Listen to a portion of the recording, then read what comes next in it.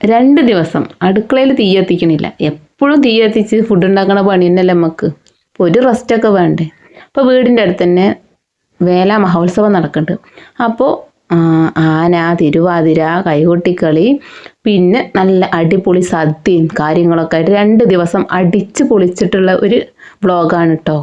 ഞാനും തേജുട്ടനും അവനിയും ഞങ്ങൾ 3 ആളും കൂടിയാണ് പോന്നിട്ടുള്ളത്. പിന്നെ ഏട്ടന് പിന്നെ കുറച്ച് കഴിഞ്ഞിട്ട് വരും. ഞങ്ങളെ കൂടെ പോന്നാൽ ഇപ്പം തന്നെ സാധനങ്ങൾ വാങ്ങി പൈസ കഴിയും. അപ്പോൾ ഞങ്ങളോട് പറഞ്ഞു നിങ്ങൾ ഫസ്റ്റ് പോയിക്കോളി, ഞാൻ കുറച്ച് കഴിയുമ്പോൾ വരാമെന്ന് പറഞ്ഞു. നോക്കിയെന്നാണ് ഞങ്ങൾ അങ്ങനെ നടന്നിട്ടോ. അപ്പോൾ ആളുകളൊക്കെ അങ്ങനെ കൂടി വരുന്നുണ്ട്. കാരണം തിരുവാതിരയും കൈകൊട്ടിക്കളിയും ഒക്കെ നടക്കാനുള്ള ടൈം ആയിക്കൊണ്ടിരിക്കുകയാണ്. അപ്പോൾ അതിനുള്ള സെറ്റപ്പും കാര്യങ്ങളൊക്കെ അവിടുത്തെ സംഘാടകർ നല്ല ഭംഗിയിൽ ചെയ്യുന്നുണ്ട് കേട്ടോ. പരിപാടിൻ്റെ സ്റ്റേജും കാര്യങ്ങളൊക്കെ നടക്കണ കണ്ടപ്പോഴേ ഇറ്റു ശരിക്കും കളിക്കാൻ തോന്നിട്ടോ. നല്ല വിശാലമായ ഒരു തെങ്ങും തൊടിയിലാണ് കേട്ടോ ഈ ഒരു വേല നടക്കുന്നത്. ഈ തൊടി മുസ്ലിംസിൻ്റെയാണ്. പക്ഷേ ഈ ഒരു ഉത്സവത്തിന് വേലയ്ക്ക് വേണ്ടിയിട്ട് ഇവരത് വിട്ടിട്ട് കൊടുക്കും കേട്ടോ. അപ്പം അങ്ങനെ നല്ല വിശാലമായിട്ടുള്ള സ്ഥലമാണ്. നല്ല രീതിയിൽ എല്ലാവർക്കും കാണാനൊക്കെ പറ്റും. ഇത് 1-ാം ദിവസത്തെ പ്രോഗ്രാമാണ് കേട്ടോ. ഇനി 2-ാം ദിവസം നാളെയാണ് ആനയും കാര്യങ്ങളും ഒക്കെ ഉള്ളത്. ആദ്യം തന്നെ തിരുവാതിരയാണ് കേട്ടോ. അത് കഴിഞ്ഞിട്ട് പിന്നെ കൈകൊട്ടിക്കളി, അങ്ങനെ കുറച്ച് 3-4 പരിപാടിയേ ഉള്ളൂ, തോനെയൊന്നുമില്ല. അപ്പം എന്തായാലും കാണാൻ നല്ല ഭംഗിയാണല്ലോ. എന്തായാലും കളിക്കാരുടെ ഇഷ്ടപ്രകാരം വട്ടവും കാര്യങ്ങളൊക്കെ ലെവലാക്കി കൊടുക്കുന്നുണ്ട് കമ്മിറ്റി അംഗങ്ങൾ. ചോലയാണ് ആദ്യം അഭിനന്ദിക്കാൻ തോന്നിയത്. അപ്പോൾ എന്തായാലും പാട്ട് വയ്ക്കാനുള്ള ഒരുക്കത്തിലാണ് എല്ലാവരും, കളിക്കാനുള്ള സെറ്റപ്പിലായിട്ടാണ് നിൽക്കുന്നത്. പക്ഷെ എന്തൊക്കെ പറഞ്ഞാലും കളി അത്രക്ക് അങ്ങോട്ട് രസമല്ല കേട്ടോ. എനിക്കിഷ്ടമായില്ല. എൻ്റെ അഭിപ്രായമായിട്ടോ ഞാൻ പറഞ്ഞത്. എനിക്കങ്ങോട്ട് ഇഷ്ടമായില്ല. പാട്ടും കാര്യങ്ങളൊന്നും ഒരു സെലക്ഷനൊന്നും പോരാ. പിന്നെ അതുപോലെ എന്തോ ഒരു ഭംഗിക്കുറവുണ്ട്. പിന്നെയെന്ന് പറഞ്ഞാൽ അമ്മമാരും കുട്ടികളൊക്കെ കൂടിയിട്ട്, അതായത് അത്യാവശ്യം പ്രായമുള്ളവരൊക്കെ കൂടിയിട്ട് കളിച്ചതല്ലേ. അപ്പം അതിൻ്റേതായ ഒരു ചെറിയ പ്രശ്നങ്ങളും കാര്യങ്ങളും ഉണ്ടാവും. എങ്കിലും ഞാൻ അഭിനന്ദിക്കുന്നു. പിന്നെ കുട്ടികളൊരു ഡാൻസും കൂടെ ഉണ്ടായിരുന്നു കേട്ടോ. ഞാനതിൻ്റെ ബാക്ക് ഭാഗത്താണ് ഇരുന്നത്. അതുകൊണ്ട് എനിക്ക് ആ ഭാഗം കിട്ടിയത്. ഇതും അത്ര വലിയ രസമല്ല. പിന്നെ വേറൊരു ടീമിൻ്റെ കൈകൊട്ടിക്കളി ഉണ്ടായിരുന്നു. ഇതും രസമല്ല. എത്തപ്പോൾ ഇങ്ങനെ കുറ്റം പറയണമെന്ന് കരുതണ്ട കേട്ടോ. അല്ല, രസമുണ്ടെങ്കിൽ രസമുണ്ട് പറയണ്ടേ, രസമല്ലെങ്കിൽ രസമല്ല എന്ന് തന്നെ പറയണ്ടേ. അങ്ങനെ പറഞ്ഞതാട്ടോ. പിന്നെ പാട്ടൊന്നും ഞാനിവിടെ ആഡാക്കണില്ല. കാരണം കോപ്പിറൈറ്റും കാര്യങ്ങളും കിട്ടി നമ്മൾ പെടും. അതുകൊണ്ട് പാട്ടൊന്നും ഇവിടെ ആഡാക്കണില്ല കേട്ടോ. അതൊക്കെ ഞാൻ മ്യൂട്ട് ചെയ്ത് വിടും. അപ്പം എന്തായാലും ഞാൻ ഇത്രയൊക്കെ കുറ്റം പറഞ്ഞതല്ലേ, വീഡിയോക്ക് ഒന്ന് സപ്പോർട്ട് ചെയ്യാം കേട്ടോ. കമൻറ്റൊക്കെ ചെയ്യുക. ഞാനൊക്കെ നല്ല രീതിയിൽ കളിക്കണതുകൊണ്ടാവുകയാണെങ്കിൽ നമുക്കിതൊന്നും ഇഷ്ടമാവാഞ്ഞത്. വലിയ കളിക്കാരൊന്നുമില്ലെങ്കിലും എന്തായാലും കളിക്കണത് ഒരു വൃത്തിയും അതുപോലെ ആ ഒരു പാട്ടിൻ്റെ സെലക്ഷനും കാര്യങ്ങളൊക്കെ നല്ലൊരു ഭംഗിയിലായെങ്കിലല്ലേ ആ ഒരു കളി നല്ലൊരു കാണാൻ തന്നെ ഒരു ഭംഗി ഉണ്ടാവുള്ളൂ. ഞാൻ മാത്രമല്ല ഇത് രസമില്ല എന്ന് പറഞ്ഞത്. അവിടെ നിന്നൊട്ട് മിക്ക ആളുകൾക്കും പറ്റിയിട്ടില്ല കേട്ടോ. പിന്നെ പറഞ്ഞാൽ എല്ലാവരും കളിച്ചില്ലേ, അതന്നെ ഒരു വലിയ സംഭവം തന്നെയല്ലേ. പണ്ടൊക്കെ പറഞ്ഞാൽ അങ്ങനെ വീട്ടമ്മമാർക്ക് പുറത്തേക്ക് ഇറങ്ങാൻ തന്നെ ഇതായിരുന്നു, മടിയായിരുന്നു. ഇപ്പം എല്ലാവരും നല്ല രീതിയിൽ ആക്റ്റീവായിട്ട് എല്ലാവരും പുറത്തോട്ടൊക്കെ ഇറങ്ങി നല്ല ഒരു രീതിയിലൊക്കെ ആവണുണ്ട്. അതുതന്നെ ഏറ്റവും വലിയൊരു കാര്യമാണ്. മറ്റേത് പറഞ്ഞാൽ മടിയായിരുന്നു. ഇപ്പം എല്ലാവരും എല്ലാത്തിനും പങ്കെടുക്കുന്നുണ്ട്. എന്തായാലും ഇത്രയൊക്കെ കുറ്റം പറഞ്ഞതല്ലേ, ഞാൻ ഈ ഒരു കളി നല്ല രസമുണ്ടായിരുന്നു കേട്ടോ. പന്തല്ലൂരത്തെ ടീമിൻ്റെ കളിയാണ്. നല്ല ഭംഗിയുണ്ടായിരുന്നു ഈ കളി കാണാൻ. നല്ല എൻജോയ് ചെയ്ത് കണ്ട് രസിച്ചിട്ടോ. അടിപൊളി എന്ന് പറഞ്ഞാൽ അടിപൊളിയായിട്ട് കളിച്ചിട്ടോല്. ഇക്കൊക്കെ ഇത്രയ്ക്ക് എനർജിയുള്ള കളിയേ പറ്റുള്ളൂ. ഇങ്ങനെ കുഴഞ്ഞ് അങ്ങനത്തെ കളികളൊന്നും എനിക്ക് പറ്റൂല. അത്യാവശ്യം നല്ല രീതിയിൽ ഇങ്ങനെ എനർജി ആയിട്ട് കളിക്കണം. അപ്പോഴാണ് എനിക്കൊക്കെ ദഹിക്കുക.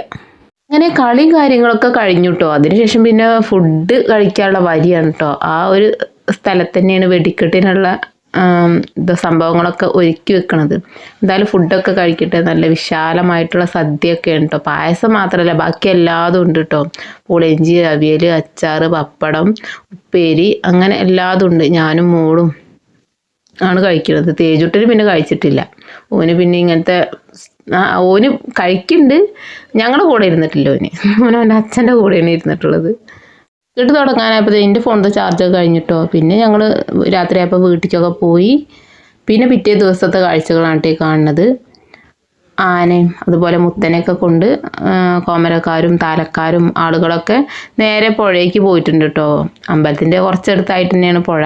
അപ്പം ഞാൻ അവിടുന്ന് മുത്തനെയൊക്കെ കുളിപ്പിച്ചിട്ട് നല്ല എന്താ പറയുക കൊട്ടും പാട്ടും മേളൊക്കെ ആയിട്ടാണ് ഇനി അവിടുന്ന് മുത്തനെയും കൊണ്ട് വരിക. അപ്പം ഞങ്ങൾ ആ ഒരു വരവ് കാണാൻ വേണ്ടിയിട്ടാണ് ഇവിടെ ഇങ്ങനെ കാത്ത് നിൽക്കുന്നത് കേട്ടോ. നല്ല രസമാവും കാണാൻ. അപ്പോൾ കുട്ടികൾക്ക് ഓരോ സാധനങ്ങളൊക്കെ മേടിച്ചു കൊടുത്ത് ഞങ്ങളും തന്നെ ഐസും കാര്യങ്ങളൊക്കെ തിന്ന് അങ്ങനെ ഇരിക്കുകയാണ്.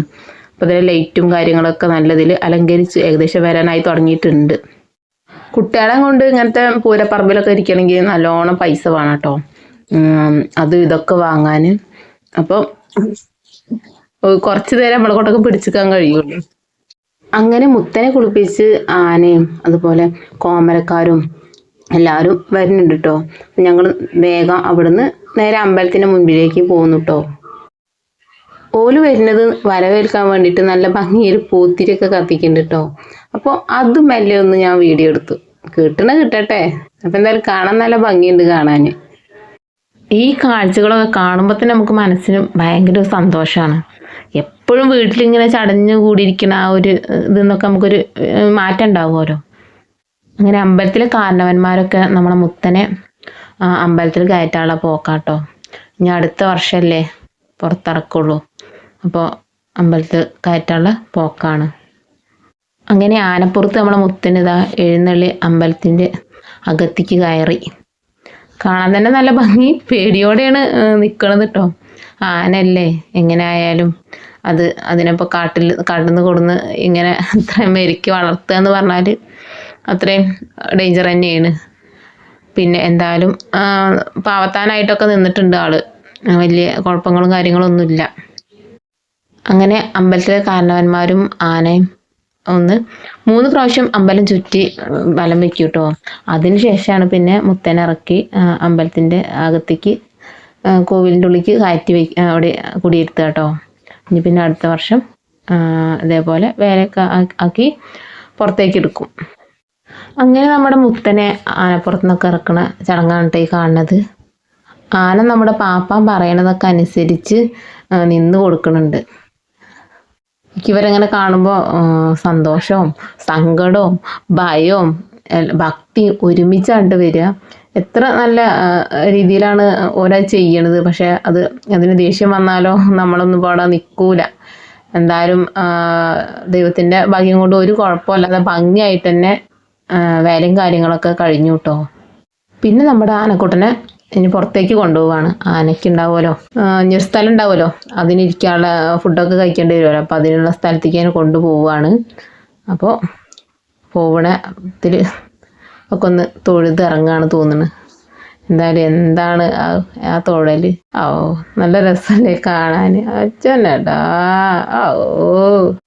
അങ്ങനെ നമ്മുടെ ആന പോയി. അതിനുശേഷം പിന്നെ നമ്മൾ പോവാണ് കേട്ടോ. ഫുഡൊക്കെ കഴിക്കണ്ടേ, അപ്പം അതിന് വേണ്ടിയിട്ട് പോവാണ് നമ്മളും. അതിൻ്റെ ഇടയിൽ ഇന്നലെ നല്ല വെടിക്കട്ടെ എന്ന് അതിൻ്റെ ബാക്കിയാണ് തോന്നുന്നത്. ഇന്ന് ചെറുതായിട്ടൊക്കെ ആന ഫുഡ് കഴിക്കാൻ പോയി. അപ്പം ഞങ്ങളും തന്നെ ഫുഡ് കഴിക്കാൻ പോവട്ടെ. അങ്ങനെ 2 ദിവസം നമ്മൾ അമ്പലത്തിലത്തെ ഭക്ഷണമായിരുന്നു. ഇതൊക്കെ കഴിഞ്ഞ് നമ്മൾ നേരെ വീട്ടിലേക്ക് പോകും കേട്ടോ. അപ്പോൾ പോണ പോക്കിൽ കുറച്ചു നേരം തമ്പോലക്കൊട്ടും കൂടെ കണ്ടിട്ട് പോവാമെന്ന് വെച്ചു. അപ്പോൾ ഇത്രയേ ഉള്ളൂ കേട്ടോ ഞങ്ങൾ ഇന്നത്തെ ഒരു വീഡിയോ.